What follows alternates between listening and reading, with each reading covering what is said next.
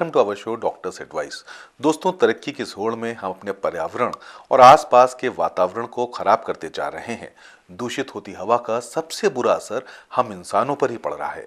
फेफड़ों से हम सांस लेते हैं, लेकिन हवा में घुला जहर हमारे फेफड़ों तक पहुंच रहा है और इन्हें गंभीर नुकसान पहुंचा रहा है। पॉल्यूशन का किस तरह से हमारे लंग्स पर पड़ रहा है बुरा असर, इसी बारे में हमें जानकारी देने के लिए आज हमारे साथ मौजूद हैं मैक्स हॉस्पिटल के सीनियर पल्मोनोलॉजिस्ट डॉक्टर आशीष जैन। डॉक्टर साहब, आपका हमारे स्टूडियो में बहुत बहुत स्वागत है।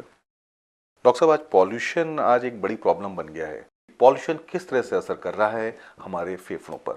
लंग्स में ऐसा है कि जब हम सांस लेते हैं तो जो भी वातावरण की जो हवा है वो सारी हवा हमारे फेफड़े में जाती है और निश्चित तौर पे अगर वो हवा प्रदूषित रहेगी तो वो हमारे फेफड़े में जाएगी और वहाँ के जो सेल्स हैं, वहाँ की जो लेयर्स हैं, उनको भी वो अफेक्ट करेगी और उनके अंदर जो केमिकल्स हैं, जो रासायनिक तत्व हैं, जो सूक्ष्म पदार्थ हैं, जो जीवाणु हैं, वो भी हमारे लंग्स में उसी तरीके से प्रभाव डालते हैं और उसके कारण जो है हमारी लंग्स की जो क्षमता है, जो लंग्स की बीमारियां हैं वो बढ़ती हैं और लंग्स की क्षमता कम होती है। ये सबसे इम्पोर्टेंट चीज़ है। डॉक्टर साहब, यहाँ पे मैं अपने दर्शकों के लिए जानना चाहूँगा, वैसे वी ऑल नो लंग्स का क्या फंक्शन होता है, but how it works lungs, और एक हेल्दी लंग्स होना कितना इम्पोर्टेंट है? सांस सबसे ज़्यादा इम्पोर्टेंट चीज़ होती है। इसका मतलब ये नहीं कि बाकी जो ऑर्गन सिस्टम्स हैं हमारी बॉडी के वो उतने ज़्यादा इम्पोर्टेंट नहीं हैं, बट सांस एक अहम भूमिका निभाती है।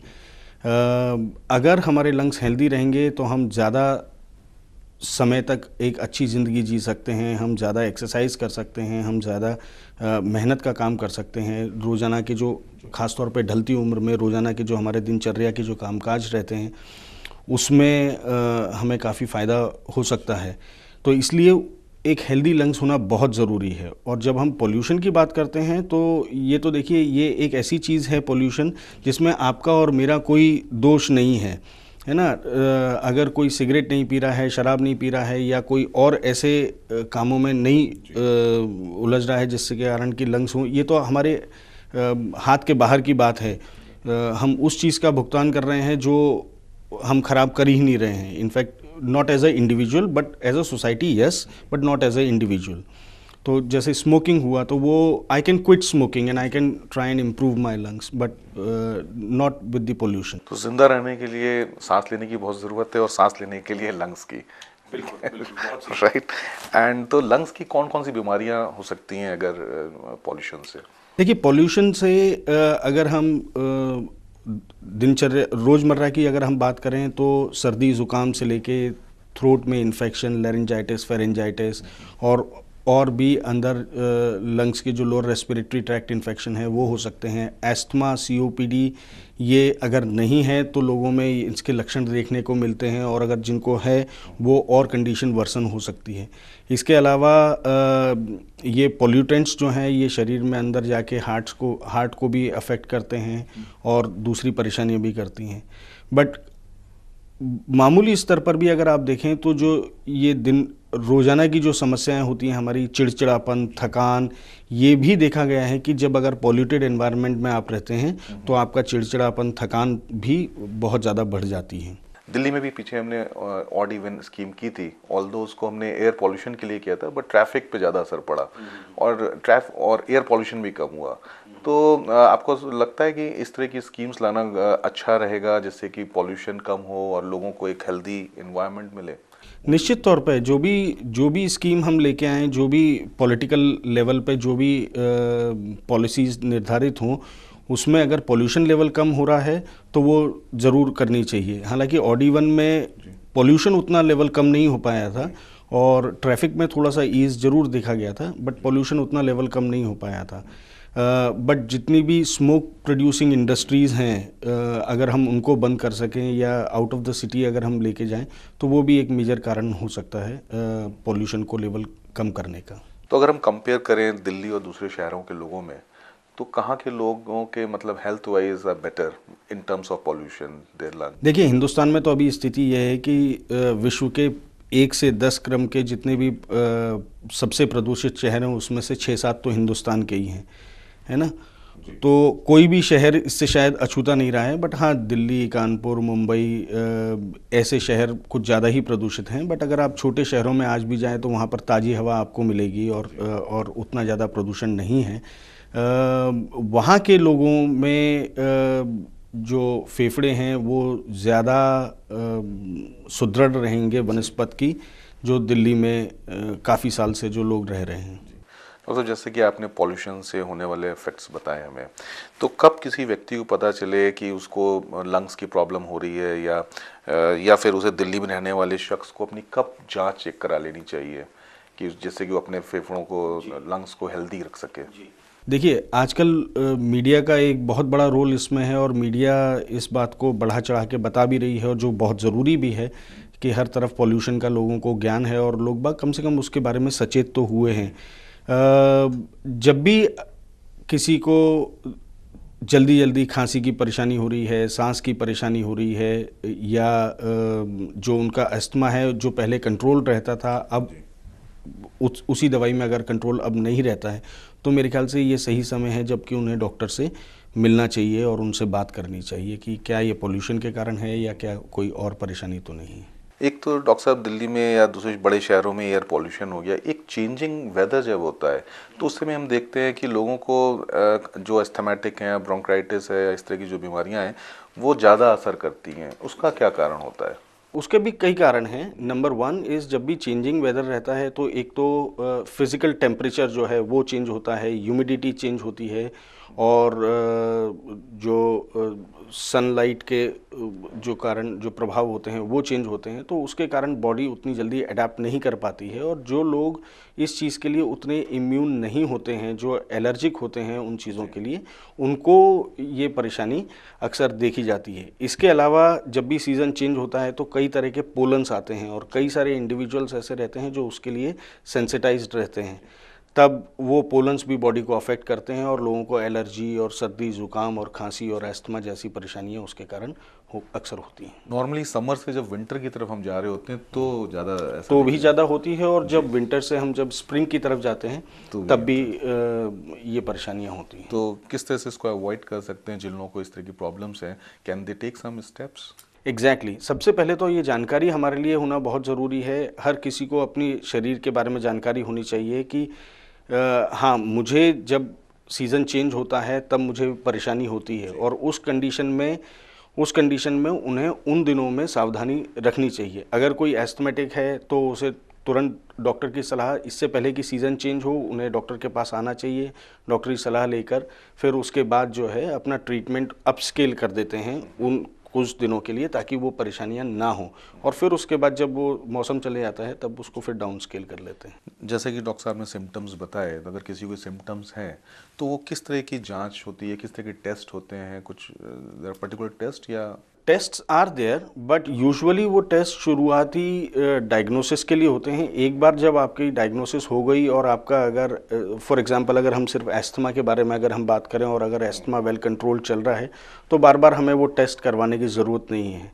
अगर हम एस्थमा पर ही अभी केंद्रित करें अपनी बात, तो शुरुआत में हम एक एक्सरे चेस्ट करवा के देखेंगे, और दूसरी एक सांस की जांच होती है जिसे बोलते हैं हम पल्मोनरी फंक्शन टेस्ट, जिसमें लंग्स की ब्रीदिंग कैपेसिटी को हम आइडेंटिफाई करते हैं, और उस टेस्ट के ज़रिए हम पता लगाते हैं कि लंग्स आपके कितने हेल्दी हैं, उनकी कैपेसिटी क्या है, और क्या आपको एस्थमा है या नहीं है। उसके बेसिस पे हम आपका डायग्नोसिस सेटल करते हैं, बट हर साल ये टेस्ट करवाने की ज़रूरत नहीं है। हाँ, कई बार लोगों को इओसिनोफिल काउंट हुआ या सीरम IgE जो ब्लड टेस्ट होते हैं वो और करवाने की ज़रूरत होती है डायग्नोसिस इस्टेब्लिश करने के लिए। फिर अगर सब कुछ ठीक चल रहा है साल दर साल, तो उसको रिपीट करवा के चेक करवाने की ज़रूरत नहीं होती है। डॉक्टर साहब, जैसे हम पोल्यूशन की बात करें तो किन लोगों के लंग्स पर पोल्यूशन का सबसे ज़्यादा असर होता है? बच्चों पर, बड़ों पर, या ओल्ड लोगों पर? जी, देखिए, एक्सट्रीम्स ऑफ एज जो हैं वो हमेशा ही वल्नरेबल रही हैं। कोई सी भी परेशानी हो तो एक्सट्रीम्स ऑफ एज जो छोटे बच्चे होते हैं या जो वृद्धजन होते हैं उनको इस चीज़ की परेशानी काफ़ी ज़्यादा होती है। इसके अलावा जो डायबिटिक्स हैं, जिनको हार्ट फेलियर की प्रॉब्लम है, जिनको हार्ट अटैक हो चुका है या जिनको लिवर की प्रॉब्लम है, जो इम्यूनो सप्रेस्ड हैं, जिनको डायबिटीज़ है, इन लोगों में भी इसके बुरे प्रभाव अक्सर देखने में आते हैं। अच्छा, उसके अलावा एक चीज़ जो बहुत महत्वपूर्ण है वो ये है कि जो पोल्यूशन की हम जो बात कर रहे हैं वो एक लेबोरेटरीज़ में हमने आइडेंटिफाई किया है कि ये पोल्यूशन लेवल है, बट जो सड़क पे दिन रात रहते हैं, जो सड़क पे दिन रात बच्चे इधर उधर घूमते हैं या जो लोग ट्रैफिक लाइट्स पे रहते हैं या जो ट्रैफिक हवलदार हैं, वो आप मान के चलिए कि जो पोल्यूशन लेवल जो हम रोज़ अखबार में पढ़ते हैं उससे कई गुना ज़्यादा पोल्यूशन लेवल से एक्सपोज्ड रहते हैं, तो वो भी उनके लिए और ज़्यादा परेशानी वाली बात है। डॉक्टर साहब, यहाँ एक इंटरेस्टिंग सा क्वेश्चन मेरे जहन में आ रहा है, वो ये कि जो लोग एयर पॉल्यूशन में बाहर तो रहते ही हैं, मैक्सिमम टाइम बाहर रहते हैं, और कुछ लोग ऐसे हैं जो दिन भर ऑफिस में एसी एनवायरनमेंट में रहते हैं, तो दोनों में से कौन सा एनवायरनमेंट ज़्यादा अच्छा है? एसी वाला आप कहीं बताएंगे, या जो लोग दिन भर बाहर रहते हैं, या डिवाइडेड हैं दोनों हाफ इसमें? देखिए, दुर्भाग्य की बात है कि कोई सा भी वातावरण अच्छा नहीं है जी। अगर बाहर अगर आपकी हवा खराब है तो वो ही हवा अंदर आ रही है और वो अंदर आके और भी खराब कर रही है वातावरण को।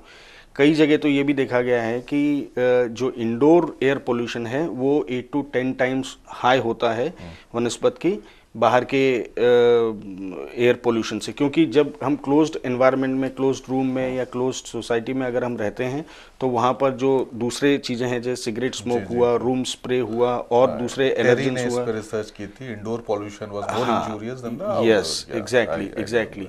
तो वो चीज़ रहती है, और जो सामान्यतः हम जो एसीज देखते हैं उसमें कोई एयर फिल्टर नहीं रहता है, तो वो ऐसा नहीं है कि वो यहाँ के, हालांकि अब नए जो एसीज आए हैं वो फिल्टर के साथ आते हैं, बट उसमें वो वायरस या जो स्मॉल पार्टिकल्स हैं, डस्ट पार्टिकल्स हैं, केमिकल्स हैं, उनको वो नहीं बाहर कर पाते हैं। तो indoor air pollution is in fact much more harmful than the outdoor air pollution, but definitely it is dependent on the outdoor air pollution. तो आपको लगता है कि वो टाइम आ गया है जब लोगों को एयर फिल्टर्स भी अब घर में, एयर क्लीन करने वाले जो सिस्टम्स आते हैं वो घर में इस्तेमाल करने पड़ेंगे जल्दी? हो सकता है शायद भविष्य में। आजकल कई सारे एयर फिल्टर्स जो हैं वो यहाँ पर उपलब्ध हैं, मार्केट में उपलब्ध हैं, बट ऐसी कोई रिसर्च हुई नहीं है और कोई ऐसा कंक्लूसिवली इस्टेब्लिश नहीं कर पाया है कि उससे बहुत ज़्यादा फ़ायदा होता है, but I would suggest that they are good to have. अगर हैं, अगर आप लगा सकते हैं तो उनको लगाने में कोई बुराई नहीं है। जी। अभी वक्त हो चला एक छोटे से ब्रेक का। दोस्तों, आप कहीं जाइएगा नहीं, क्योंकि डॉक्टर साहब से भी हम बहुत सारी और इम्पॉर्टेंट जानकारियाँ लेंगे।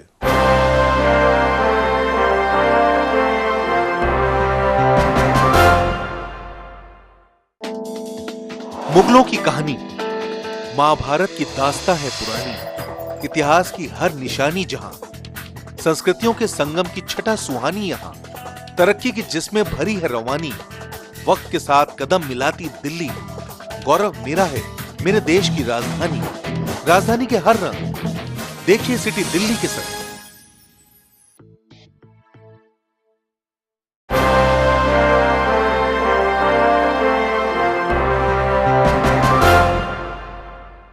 Welcome back after the break.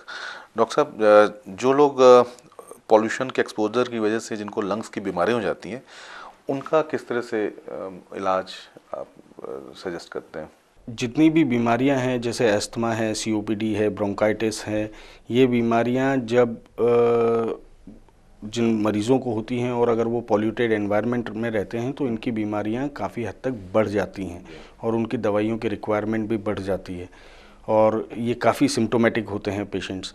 तो इन लोगों को डॉक्टरी सलाह लेनी चाहिए और समय समय पर जो अपनी दवाइयाँ जो हैं उन्हें अपस्केल करना पड़ता है, उन्हें बढ़ाना पड़ता है। इन्हेलर रिक्वायरमेंट, जो इन्हेलर्स जो हम पफ देते हैं उनकी रिक्वायरमेंट बढ़ती है और उस चीज़ का खास ध्यान रखना पड़ता है। ये ध्यान रखना पड़ता है कि जब हम ज़्यादा पोल्यूटेड एनवायरनमेंट में, जो विजिबली पोल्यूटेड एनवायरनमेंट है, हम वहाँ पर ना जाएं और उस चीज़ का ख्याल रखें ज़रा।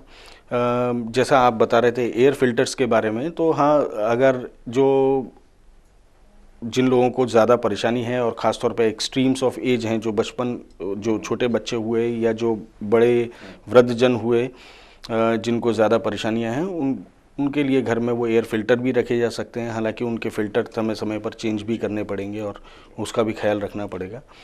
वो कुछ मदद कर भी काफ़ी ज़रूरी है, क्योंकि डस्ट अगर डिपॉजिट है and you are moving in the house, तो वो डस्ट कहीं ना कहीं लंग्स में असर करेगी, तो उसको भी एग्जैक्टली बहुत अच्छी बात कही है आपने। ये क्लीनिंग बहुत इम्पॉर्टेंट है। जो कन्वेंशनल क्लीनिंग हमारे घरों में होती है वो होती है झाड़ू लगाने का और फटका मारने का, वो अपने आप में एक बहुत बड़ी कल्प्रिट होती है। अगर किसी को इस तरह की परेशानियां हैं तो उन्हें ध्यान रखना पड़ेगा कि अपने घर से कारपेट्स, गलीचे, रग्स, इन चीज़ों को ज़रा अलग हटा के रखें। जो आपके जो पर्दे होते हैं वो बहुत फैब्रिक वाले ना हो, वो थिन पॉलिएस्टर हों, जिन्हें कि समय समय पर धोया जा सके। Even the sofa, tapestries. और क्लीनिंग के लिए सबसे अच्छी विधि इन घरों में होती है वैक्यूम क्लीनिंग की। एक तो वैक्यूम क्लीनिंग करें और एक वेट मॉपिंग करें। झाड़ू न लगाते हुए सीधे पोंछा लगाएं, तो उससे आपके घर की जो धूल है वो धूल बाहर जाएगी। अगर आप फटका मारेंगे तो जो धूल जमी हुई है आपके फर्नीचर पे, वो सिर्फ हवा में उड़ के एक सस्पेंडेड पार्टिकल बना लेती है और वो ज़्यादा खतरनाक होती है। तो दोस्तों, ये कुछ बेसिक चीज़ें हैं जो बहुत ही ज़रूरी हैं पॉल्यूशन से बचने के लिए और अपने लंग्स को और अच्छी ब्रीदिंग के लिए। डॉक्टर साहब, एक फॉरेन कंट्रीज़ में अक्सर देखते हैं लोग, जहाँ पॉल्यूशन, चाइना में या दूसरे कंट्रीज, लोग मास्क लगा लेते हैं। तो do you think mask are effective? और क्योंकि मास्क में भी कहते हैं रोज़ बदलना चाहिए, और मतलब हमारे देश को देखते हुए। बिल्कुल। तो masks are not that effective. किन्हीं स्पेसिफाइड लोकेशंस पे जहाँ पर इंडस्ट्रीज़ हैं, जहाँ पर पोल्यूशन लेवल ज़्यादा है, और जैसे मैंने बताया ट्रैफिक हवलदार वगैरह, उनके लिए शायद मास्क थोड़े फ़ायदेमंद हो सकते हैं। बट उनको एक तो जो मास्क्स जो पूरी तरीके से एयर के पोल्यूटेंट्स को ट्रैप कर सकें, वो बहुत एक्सपेंसिव आते हैं। उनको पहनने की विधि अलग होती है और उनको बार बार इस्तेमाल भी नहीं किया जा सकता है। एक मास्क की लाइफ 6 से 8 घंटे होती है और उसके बाद उसको बदलना आवश्यक हो जाता है। तो हमारे देश में मुझे नहीं लगता है कि वो बहुत ज़्यादा सक्सेसफुल रहे हैं। बट हाँ, किन्हीं स्पेसिफाइड इंडस्ट्रीज़ में, किन्हीं स्पेसिफाइड लोकेशन में उनका इस्तेमाल किया जा सकता है। डॉक्टर साहब, एक अक्सर जब बीमारी होती है तो हम जब डॉक्टर साहब के पास जाते हैं, आपके पास, तो अक्सर we are advise to walk in the morning. But आज हालात आप देख रहे हैं दिल्ली या दूसरे शहरों में, तो is it advisable to walk in the morning? Obviously it is advisable. I mean, चाहे कितना भी पोल्यूटेड एनवायरनमेंट रहे, देखिए अब इससे कम तो हम कर नहीं सकते हैं, है ना। वो तो हमारी सरकारें ही कर सकती हैं इससे कम प्रदूषण तो।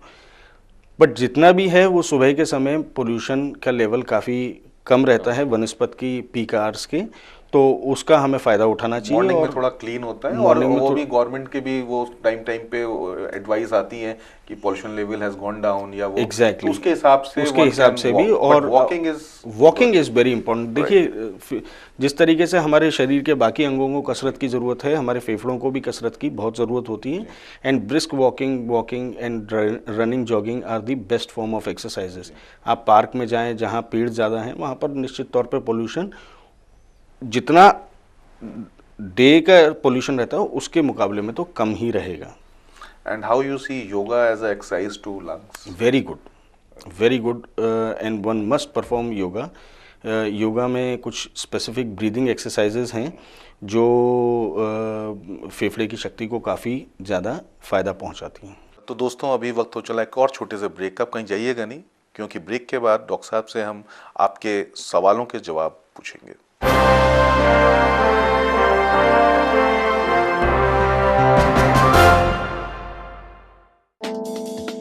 मुगलों की कहानी, महाभारत की दास्तां है पुरानी। इतिहास की हर निशानी जहां, संस्कृतियों के संगम की छटा सुहानी यहां। तरक्की की जिसमें भरी है रवानी, वक्त के साथ कदम मिलाती दिल्ली। गौरव मेरा है मेरे देश की राजधानी, राजधानी के हर रंग देखिए सिटी दिल्ली के संग।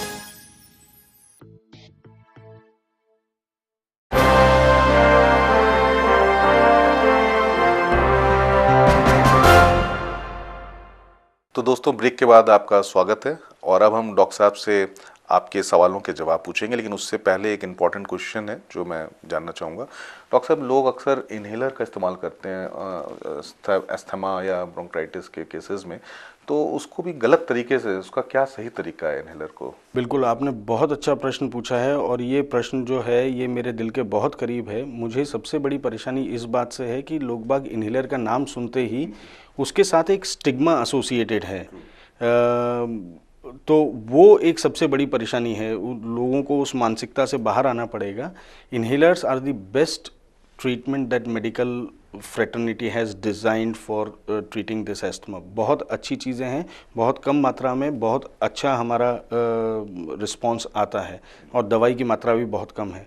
बट हाँ, उसको सबसे इम्पॉर्टेंट चीज़ जो है उसको सही तरीके से लेना होता है।